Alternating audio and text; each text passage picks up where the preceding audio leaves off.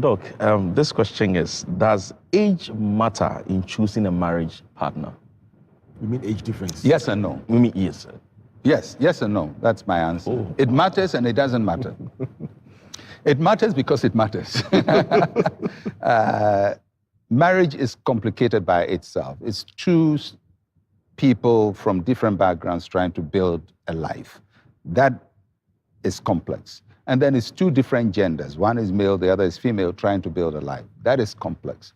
And then sometimes it is two people from different social backgrounds. That's complex. On top of that, if you have an age gap, that adds to the complexity, not the impossibility, but the complexity.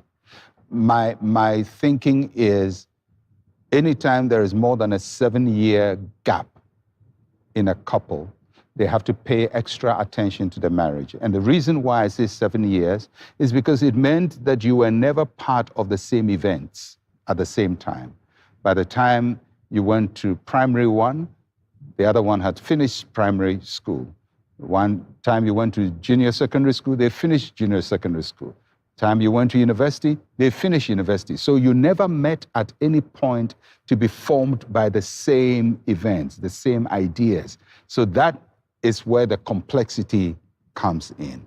And then as you grow older, biological complexities will also come in. So it's not an impossibility, but it's something you must be mindful of if you're going to marry somebody who is older. It just adds to the complexity of marriage. It's complex by itself, but other factors add new dimensions. So you have to be mindful of it and get good counsel on it. And also, because you are mindful, talk about it and see how you can manage all the differences that will come along as you try to build your relationship. No, it's a follow-up question. Normally, you would see a couple, the man is maybe a year or two older than the lady, and they're fine, they get married, and the lady is fine with it. But when the tables turn and the lady is maybe a year or two older than the gentleman, then she's like, no, I don't want to marry someone who is younger than me. What do you say about that? I think it came from a certain sociological, sociocultural background, where the man was supposed to be the leader, and we saw leadership in different ways. You know, normally when they say somebody is a leader, we define leadership by certain metrics. So for example, when they say the man is the head, we expect him to be taller. It doesn't mean he's a better man, but we think if he's taller, it means the woman looks up to him, which is a falsehood, but that's how we measure it. Or we expect he should have more money. He should have more education. He should be older. But over the last 20 years, there's been a lot of balancing of the genders because of classroom, sitting in the same class with people and so on. And we are seeing women who are younger, some in their 30s, heading big corporate organizations. It wasn't so 50 years ago. You only see men doing that, but women are doing that. Women are leading churches, and they lead people who are far older than them. So the idea that a woman who is older than a man is unacceptable in marriage came from a sociological background, but I believe that we have gone beyond that.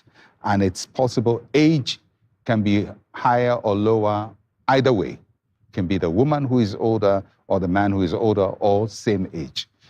The only thing I want people to know is it introduces complexities, not impossibilities, but complexities. And once you accept this is introducing a complexity, you have to find remedies for the complexity.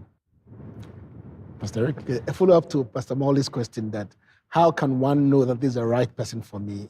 When it comes How to can one know this is the right person for me? That's a heavily loaded question, Pastor Eric. There are people who believe that there is one person for each person. And so there is a particular person I must marry. It's not a view I share, because it is a very fatalistic worldview and can create major collisions. And the reason I say that is, if that is so, if Pastor Eric, there is one particular person, you're supposed to marry this particular person. And for some reason you make a mistake and don't marry that person. It means whoever that person marries is a mistake. And whoever should have married that other person. So one person's mistake is creating a whole chain reaction of mistakes. I don't think so. I don't think God has earmarked one particular person that a person must marry. But there are important things that we all take into consideration to marry. First of all, that the person is a believer. And it doesn't mean that they will be better in marriage. It just simply means you have a basis of instruction and a basis of guidance and a basis of evaluation, that when you have to resolve a problem, there's a common belief system you can appeal to. It doesn't minimize your problems, but it gives you better tools to manage your marriage. Then you have to look at other compatibilities that suits you, your personality, your likes, your dislikes, and pray. And if you don't feel any sense of rejection in your heart, and you feel peace in your heart concerning her or concerning him, then go ahead and go and tell whoever you have to talk to and move on with your lives. It doesn't minimize your problems. It doesn't mean that if you marry a believer, there will be no problems. It simply means that you now share the same belief system. And so when you have a problem, you can all approach it. You can pray about it. You can study the Bible. You can take the Bible's worldview. And also that your children will have a unified worldview to grow up in, because you share your faith with the person.